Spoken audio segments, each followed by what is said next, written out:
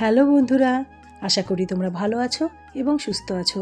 আর আমার নতুন আরেকটি ব্লগে তোমাদের সকলকে স্বাগত। আর এই সময়টা হলো সোমবার সকাল 7টা বাজে। আমি আমার নতুন ব্লগ ওই সময় থেকেই শুরু করেছিলাম। গাছে জানো তো এখনও বেশ কয়েকটা আম ঝুলতে দেখা যাচ্ছে, আর সেই আম থেকেই না রোজ 2-4টে করে আম পড়ছে জানো তো। তাই জন্য দেখো না সকাল সকাল চলে এসেছে আমতলায় আম কুড়োতে। আম গাছটা সম্বন্ধে জানো তো যত বলবো ততই কম হবে যেন, এত ভালো জানো তো গাছটা। তোমরাই বলো যে কবে থেকে আমি পাকা আম খেয়ে যাচ্ছি গাছের, দেখো এখনও দিয়ে যাচ্ছে। হিমসাগর আমের সময় তো কবে চলে গেছে, তাও দেখো এখনও আমার গাছে হিমসাগর রয়ে গেছে। আর আম যেমনি মিষ্টি তেমনি টুকটুকে লাল ভেতরটা।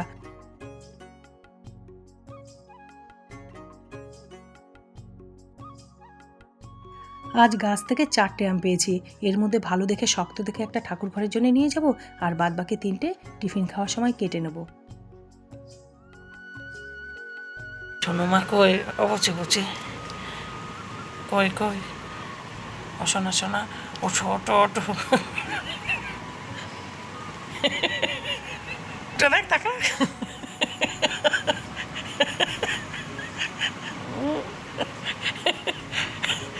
ওঠো ওঠো ওঠো উঠে যাও উঠে যাও উঠে যাও। আজ তো সোমবার, বরের তো ছুটির দিন, বর বাড়িতে আছে। আর তার মধ্যে ফুল আজকে বিকেলবেলা তো শ্বশুরবাড়ি চলে যাবে। ব্যাস, বরকে দেখে কে, আজকে ওর বাবাকে মাংস রান্না করা থেকে কেউ আটকাতে পারবে না, স্বয়ং ফুলও আটকাতে পারবে না। ওর বাবা আজকে মাংস রান্না করবেই। বন্ধুরা, আমার শুনু আজকে না শ্বশুরবাড়ি চলে যাবে বলছে, আরেকদিন থাকতে, কিন্তু থাকছেই না জানো তো। থাকো থাকো থাকো থাকো, সকালে কি তুমি ইন্টারসিটিতে যাব, চলে যেতে পারবে না?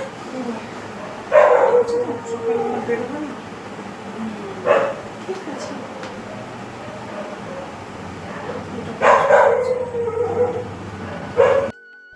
যখন এখানে বৃষ্টি হয় তখন লালুগুলো কোথায় থাকবে, আমাদের তো কোনো শেড নেই। তাই দেখো কোথায় শোয়, দেখো মানা দিদের না এই সাইডটাতে ওই দেখো শেড আছে একটু, যার জন্য এখানে বৃষ্টি হলেও জলটা আসে না, যায় না আর কি। এই দেখো শুয়ে আছে। হয় লালু, যা খেতে দিয়েছে, মাংস ভাত, যা। খাবারগুলো নষ্ট হচ্ছে রে জলে ভিজে ভিজে। ভুলুটা না বয়স হয়েছে বুঝলি, ভুলু ভুলু বয়স হয়ে গেছে, ওই জন্য কী বলতো ও না বেশি শুয়ে থাকে। আর এই লালু এখনও ঠিক আছে। এখন বিকেল ওই 4:15 মতো বাজে। আমরা সকলে রেডি হয়ে নিয়েছি, আর ফুল লাস্ট মিনিট দেখে নিচ্ছে যে কিছু রয়ে গেল কিনা, তারপরেই আমরা বেরোবো।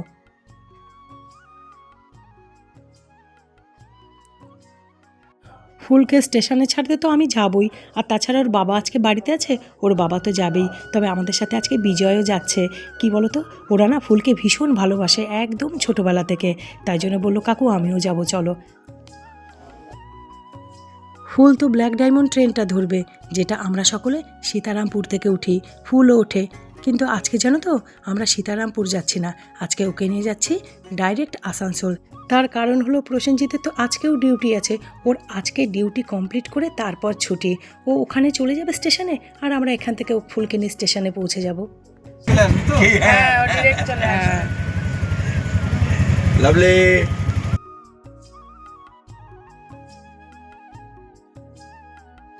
বিজয় আছে, চিন্তা নেই। এই লোকটা জানো তো, মানে বরের কথা বলছি, ফুল 15 দিন ধরে বাড়িতে এসছে, 15 দিন ধরে ফুল বলে যাচ্ছে বাবাকে দাড়ি কাটো, আর ওর বাবা রোজ বলছে হ্যাঁ আজ বিকেলে দাড়ি কেটেই নেবো কেটেই নেবো। 15 দিনের মধ্যে দেখো দাড়ি কাটতে পারলো না, না পেরে ফুল দেখো দাড়ি ধরে টানছে, বলছে তোমার দাড়ি আজকে আমি উঠিয়েই দেবো। কি বলবো, কথা শোনে না। এইখান থেকেই প্রসেনজিৎ অটোতে উঠে এলো। প্রসেনজিতের এইখানেই 15 দিন ধরে ট্রেনিং চলছিল। এই পুরো গোটা এলাকাটা, এই পুরো বিল্ডিং সকল কিছু হলো আসানসোল রেলওয়ে লোকো ট্রেনিং সেন্টার। আর সামনে দেখো সারি সারি লোকো পাইলট যাচ্ছে, এরা প্রত্যেকে ট্রেনের ড্রাইভার।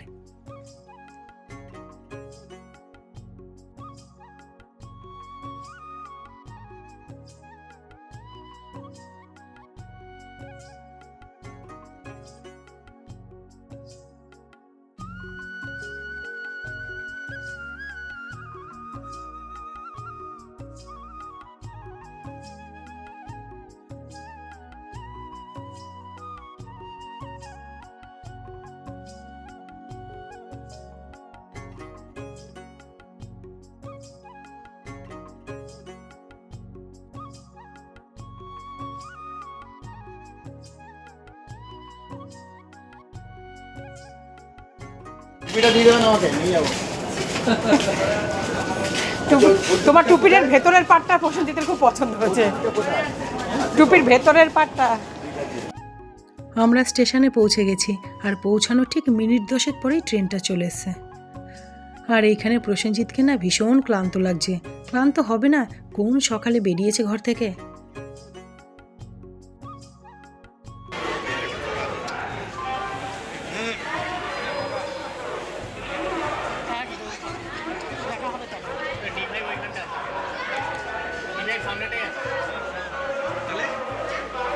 ছেড়ে দে, মেন হচ্ছে লালু আর সালু।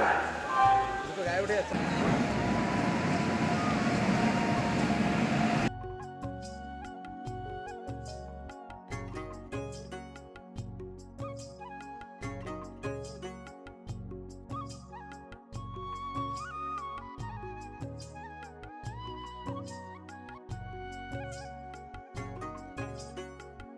ওরা তো ট্রেনে চেপে গেল, এবারে আমরা বাড়ি ফিরে আসছি।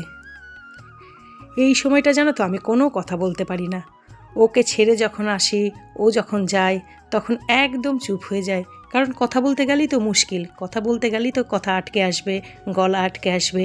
তার থেকে এই ভালো না ওকে হাসি মুখে ট্রেনে চাপিয়ে দিয়ে, বা যখন আমরা ফিরে আসি হাসি মুখে ওকে টাটা করে, তারপর যত খারাপ লাগা কাজ করে। ওকে ছাড়তে যে বন্ধুরা আমার কি কষ্ট হয় সেটা আমি আর আমার মা কালী জানে। প্রচণ্ড কষ্ট হয়, কিন্তু কিচ্ছু করার নেই, নিয়মের বেড়াজালে আমরা সবাই বন্দী। আর আজকের ভিডিওটা এখানেই শেষ করলাম। বাই।